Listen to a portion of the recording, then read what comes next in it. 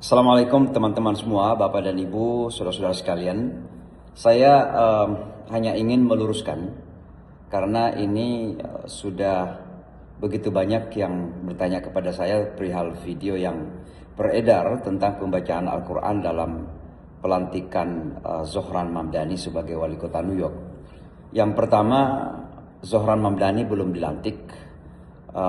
Beliau akan dilantik pada tanggal 1 Januari atau dini hari, ya setelah peringatan tahun baru biasanya, untuk menjadi wali kota New York.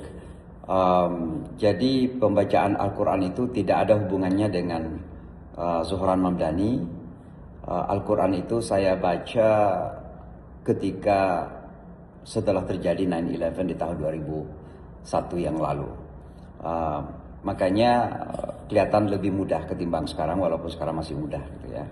Jadi tolong siapa saja yang memviralkan ini, apalagi dengan kebohongan, ya Anda ikut memviralkan kebohongan dan pasti saya tidak tahu niatnya apa, tapi pasti karena membohongi begitu banyak orang, ya namanya juga bohong ya bohong, walaupun apa yang diviralkan itu nampak seperti indah, gitu. Tapi kebohongan. Anda jangan terbiasa berbohong.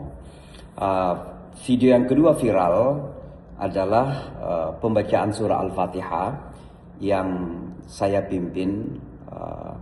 Itu bukan setelah kemenangan Zohran pada hari Selasa lalu, tapi itu saya sengaja meminta beliau untuk ketemu sebelum melakukan pencoblosan pemungutan suara. Jadi dini hari sekitar jam 7 pagi hari Selasa kemarin, saya sengaja mendatangi Zohran dan beberapa tokoh Islam untuk mengajak beliau berdoa singkat dan membaca Al-Fatihah. Alhamdulillah beliau sangat terbuka, berkenan, walaupun sebenarnya security begitu sangat ketat.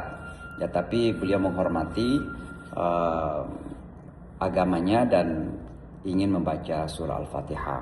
Tapi yang pasti adalah kita orang-orang Indonesia ini terkadang begitu mudah memviralkan sesuatu yang hoax sifatnya. Dan saya kira banyak sekali hal-hal yang sekarang beredar, seperti cerita-cerita tentang Zohran yang diburuk-burukkan dengan segala macam keburukan itu. Satu hal yang saya ingin sampaikan adalah bahwa Zohran adalah politisi kota New York, bukan politisi yang mewakili Islam saja, tapi dia mewakili seluruh warga New York. Maka wajar kalau dia tentu harus membangun komunikasi dengan siapa saja. Semua komunitas, dengan komunitas Yahudi, Kristen, Islam, Hindu, Buddha. Jadi jangan lagi dipersepsikan bahwa dia ini terlalu Hindu oriented atau apalah begitu. Karena saya lihat ada video juga. Kalau LGBTQ juga demikian, di kota New York ini pro LGBTQ itu begitu kuat. Dan bukan hanya di New York tapi juga di seluruh dunia, bahkan Indonesia juga ada dorongan untuk itu. Dan karenanya kita masyarakat muslim di kota New York adalah selalu mengedepankan priorities, mana yang lebih prioritas, kemudian kita jadikan sebagai jembatan untuk menuju kepada perbaikan-perbaikan ke depan. Jadi saya kira jangan terlalu menganggap bahwa kemenangan Zohran ini adalah segala-galanya untuk kemenangan umat Islam, agama Islam. Ya kita bangga dan kita jadikan sebagai pintu untuk kita membangun rasa bangga.